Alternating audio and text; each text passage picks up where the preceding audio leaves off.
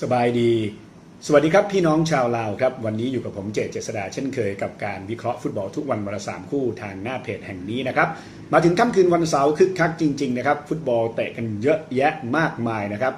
ไปเริ่มที่คู่แรกเวลา 20:30 นครับบุนเดสลีกาเยอรมนีที่ไบอารีนาไบเออร์เลเวอร์คูเซนเปิดบ้านเจอกับวอล์ฟบวกเลเวอร์คูเซนเนี่ยยังไม่มีคะแนนนะครับหลังจากที่บุกไปแพ้กลักบักมา0-2ในเกมนัดเปิดซีซั่นครับคือวันนี้เนี่ยตัวหลักๆนะครับจูเลียนบันเควินโฟลันพวกเลออนไบเล่นะครับรวมไปถึงข้างหน้าอย่างอาราริโอก็พร้อมที่จะลงล่าตาข่าย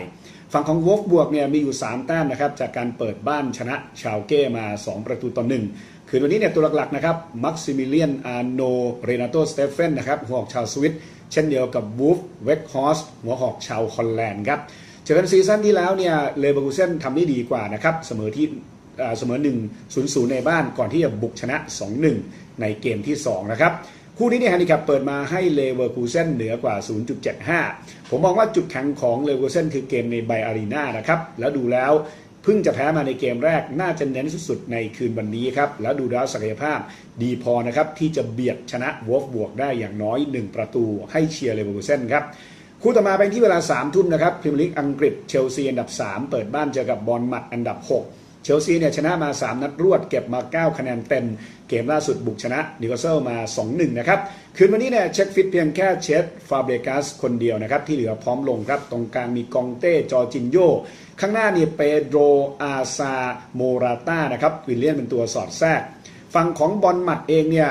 เล่นมา3นัดในพรีเมียร์ลีกชนะ2เสมอ1ถือว่ายอดเยี่ยมเช่นเดียวกันนะครับเกมล่าสุดเปิดบ้านเสมอกับเอเวอร์ตันมา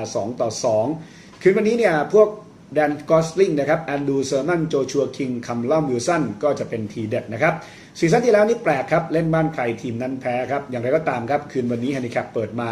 ให้เชลซีเหนือกว่า 1.75 อาจจะดูแพงไปหน่อยนะครับแต่ผมมองว่าเชลซีเองเนี่ยกำลังเร่งเครื่องแล้วนะครับแถมพักน้อยกว่าด้วยครับบอร์นมัธเพิ่งจะลงเล่นในฟุตบอลคาราบาวครับเมื่อกลางสัปดาห์มานะครับเชลซีเล่นในบ้านเกมนี้หวังยึดจ่าฝูงดูแล้วปูพรมบุกใส่บอร์นมัธแน่นอนนะครับดูแล้วเนี่ยน่าจะต้อนชนะได้ขาด2 ประตูเป็นอย่างน้อยนะครับให้เชียร์เชลซีครับปิดท้ายที่เวลา 3 ทุ่มมี1คู่นะครับไปดูเอเวอร์ตันอันดับ8เปิดบ้านเจอกับฮัดเดอร์ฟิลด์ทาวน์ทีมรองบวยครับเอเวอร์ตันเนี่ยเล่นมา3นัดชนะ1เสมอ2นะครับเกมล่าสุดบุกเสมอบอร์นมัธมา2-2ครับคืนวันนี้เนี่ยจะไม่มีริชาริสันมิดฟิลด์ตัวรุกที่ติดโทษแบนนะครับแต่ที่เหลือเนี่ยพร้อมลงเล่นอีซาการ์นาเกตทอมเดวิสกิลฟี่ซิกเกอร์สันเทโอบอคอตเชงโตซุนนะครับฝั่งของฮัดเดอร์ฟิลด์ทาวน์ทีมรองบวยเล่นมา3นัดเสมอ1แพ้2มีแต้มเดียวนะครับเกมล่าสุดเปิดบ้านเสมอกับคาร์ดิฟมา 0-0 ครับคืนวันนี้เนี่ยไม่มีโจนาธานฮอกที่ติดโทษแบนนะครับต้องฝากความหวังไว้ที่อารอนมอยราจีฟฟาลาพาล่านะครับรวมถึงสตีฟมูนี่ครับเจอกันซีซั่นที่แล้วเอเวอร์ตันเอาชนะได้ทั้งไปและกลับรวมไปถึงเจอกัน4เกมหลังสุดเอเวอร์ตันชนะทุกเกมนะครับแฮนดิแคปเอเวอร์ตันเหนือกว่า1ลูกเอเวอร์ตันช่วงนี้แม้ว่าจะมีตัวเจ็บเยอะนะครับแถมริชาริสันติดโทษแบนแต่ผมมองว่าตัวที่ทดแทนอย่างพวก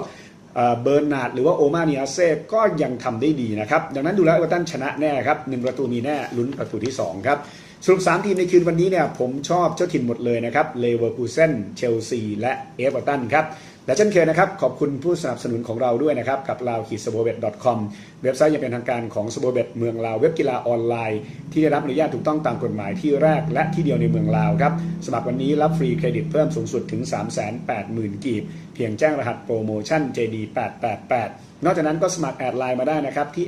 @laosbo ครับย้ำว่าของแท้ต้อง lao-sabobet.com เท่านั้นนะครับขอให้พี่น้องทุกคนโชคดีในคืนวันนี้ครับสบายดี